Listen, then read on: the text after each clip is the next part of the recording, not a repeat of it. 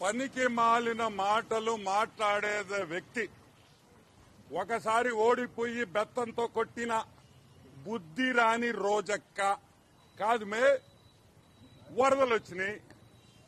లోకేష్ హైదరాబాద్ లో ఉన్నాడా? నువ్వు ఆడున్నా వాళ్ళ ఇంట్లో నువ్వు చూసా? లోకేష్ ఆడున్నాడా? లోకేష్ ఆడున్నాడో మాకు తెలుసా? నీకు తెలుసు మే. నువ్వు ఇటలీకి పోయావు, మాకు తెలియలా? నీ ఫోటో పెట్టింది నేనే కదా. ట్రిమ్ గా టైట్ గా అసలు ఆ డ్రెస్ వేసుకొని అసలు ఎవర్రా ఇవి ఫారినర్ అనుకున్నా చూసి. రోజెక్క ఇటలీలో నువ్వు మాత్రం ఇటలీకి పోవచ్చు, కాన్స్టిట్యువెన్సీని వదిలేయచ్చు. కాన్స్టిట్యువెన్సీలో అడుగులో పెట్టే మీ కార్యకర్తలకు ఏమైతుంది ఏమన్నా పట్టించుకున్నామే? నువ్వు మళ్ళీ మమ్మల్ని ప్రశ్నించడం. 24 గంటలు ఆడ పని చేస్తున్నారు. మీ వాడు వచ్చాడు, గేట్లు అన్నాడు, ఫ్లడ్ అన్నాడు, ఆ కాగితం సరిగ్గా కాదు. మీరు నువ్వు జగన్మోహన్ రెడ్డిని పంపిస్తావు, ఏం చేయాలా? ఆ కాగితం ఇచ్చి చదివించాలి, 15 సార్లు చదివించండి, అదన్నా కరెక్ట్ గా చెప్తాడు.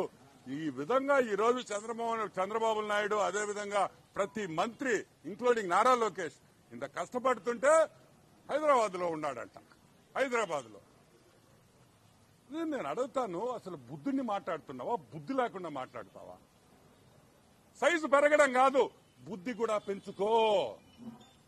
నువ్వు మర్యాదగా మాట్లాడితే మేము మర్యాదగా మాట్లాడతాం. మొన్న చెప్పా నేను, తిరుమలలో వద్దు అన్నా, చెప్పానా లేదా? మళ్ళీ తిరుమల దగ్గరికి వచ్చి ఆమెకి మళ్ళీ సరే నీకు దర్శనం ఇచ్చారు, ఇక్కడ మా వాళ్ళని కూడా నేను విమర్శించాలి కదా.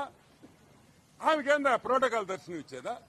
ఆమెకు మళ్ళీ ఒక షాల్వా, పెద్ద షాల్వా, డబుల్ షాల్వా కావాలి. ఆమెకి సింగిల్ షాల్వా జరగదు, డబుల్ షాల్వా కప్పి పంపిస్తారు. ఏంది ఇది?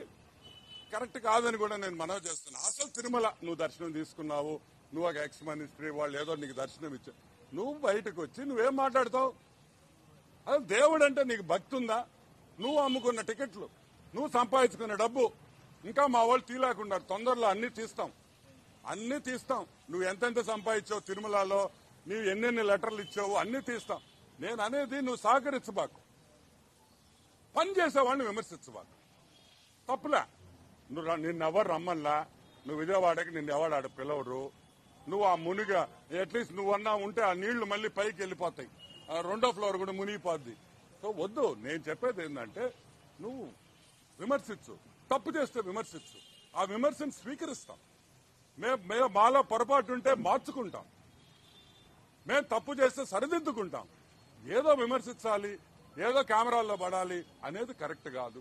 నారా లోకేష్ ఎక్కడున్నాడో నువ్వు కావాలంటే పోయి మంగళగిరి కాన్స్టిట్యున్సీలో అడుగు, విజయవాడలో అడుగు. పొగులు రాత్రులు పనిచేస్తా ఉంటే కనిపించడం లేదని నువ్వు అంటావు. పద్ధతి మార్చుకో. ఒకసారి ప్రజలు బుద్ధి చెప్పారు, అప్పుడు ఓడిపోయావు, నడి మధ్యలో గెలిచావు, మళ్ళీ ఓడిపోయి ఈసారి ఈపు బాధారు. అయినా కూడా బుద్ధి రాదు మేనిక. ఏమైంది మేమిక?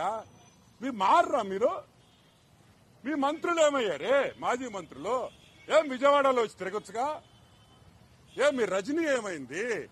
పెద్ద పెద్ద మాటలు మాట్లాడే మీ మంత్రులు కదా. మీ బొత్స బాబాయ్ ఏమయ్యాడు? ఆడి స్కామే ఇప్పుడు మాట్లాడింది, బొత్స బాబాయ్ గారి స్కామ్. ఆయనే మంత్రి, ఇప్పుడు హైకోర్టుకు పోతున్నది కూడా ఆయన కూడా ఒక ముద్దాయి. దాంట్లో స్కామ్ లో చూపించే ఇంట్రెస్ట్ ప్రజల కష్టాల్లో ఉన్నప్పుడు కూడా చూపించండి. రండి, మీరు అపోజిషన్ లో ఉంటే దూరంగా ఉండకూడదు. కష్టపడండి, చేతులు కలిపి ప్రజలకు సాయం చేస్తాం.